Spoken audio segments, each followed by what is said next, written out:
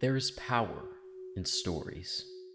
These tales survive the test of time, often because there is truth in the words.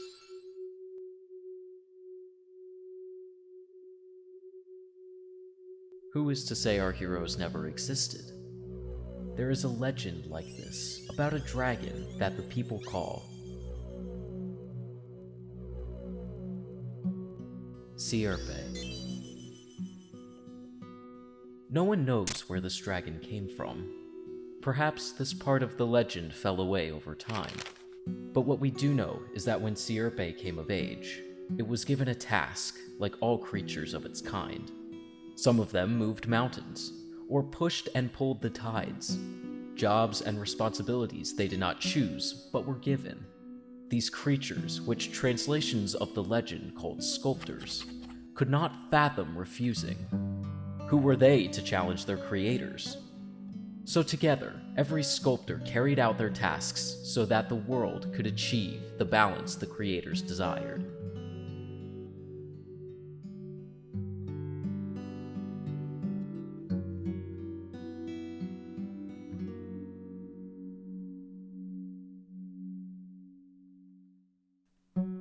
Skitty was told by its masters that hell would be its domain. Legend says that Skitty's ingenuity and creative spirit flourished there for a time. Surrounded by playful imps and devils, the Skitty crafted a magical fire like no other, a forever burning flame that danced around hell's halls in glittering shades. This, the creators deemed, was a great success. They were so pleased with the dragon's work that they gave it more jobs to do across hell. There was so much to do, so the dragon toiled, day in and day out. It began to worry that it would only be a matter of time before it made a mistake, and it dreaded the idea of disappointing those that had come to rely on it, or even worse, disappointing the creators. When it looked around, Skitty saw the other sculptors working without complaint. They even looked joyful. Across the realm, the dragon had been lauded for its work. So why did it feel so unhappy? Looking for answers, Skitty decided it needed to see the overland. It knew of the mortal realm, and of the humans that filled their short days with laughter and companionship. Maybe they would know something that the others did not. To journey there, the dragon crafted charms for itself, imbued with magic that would allow it to change shape.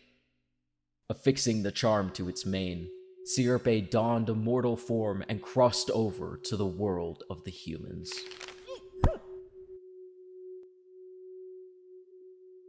There was much to see and do. Things like friendship and free will. The dragon had never truly experienced it. In its excitement, Skitty accidentally lit up a spark of hellfire, but gifted it to the humans so that they could ward off the beasts of the night.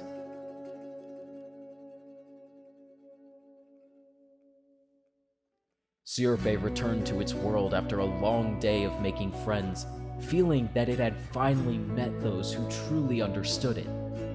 And so, every couple of days, the dragon would put its charms on and return to the overland to reunite with the humans.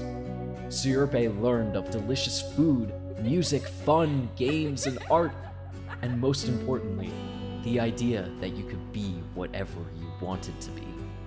Over time, the dragon noticed its colors beginning to change. Hues of pink and purple had appeared along its spine and scales. There was even a sparkle to its eyes that hadn't been there before.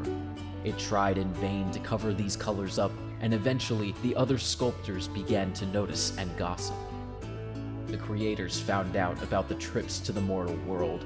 Disappointed, they sealed Skitty away as punishment. I'm sorry!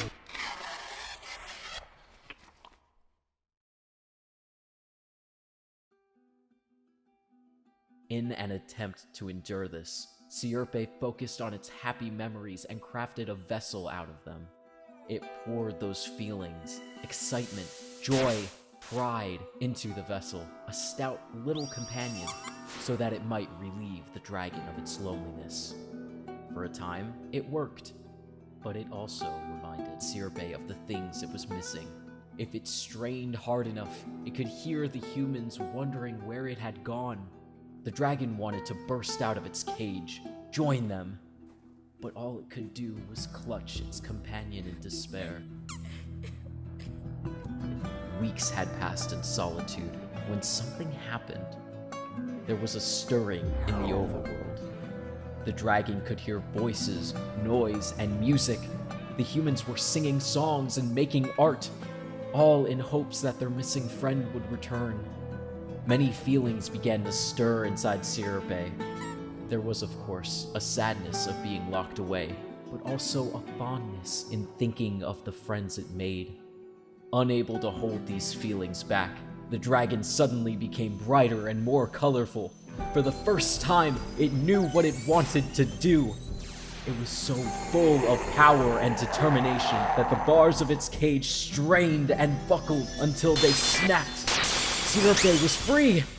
Refusing to hide itself any longer, the dragon reclaimed its charms and alongside its companion flew across the underworld. It was no longer afraid to show its true self to the creators. Sirpe escaped the realm, and the creators sealed off the underworld behind it. In front of it was the unending bounds of life on Earth. The friends they had made, the friends they had yet to make, and all of the joys they would soon experience. All of it lay before the dragon still. And what became of Sirpe after this? The tale ends there. Ow. The legend says the dragon continued to live alongside humans, changing its form over time and creating new things each day.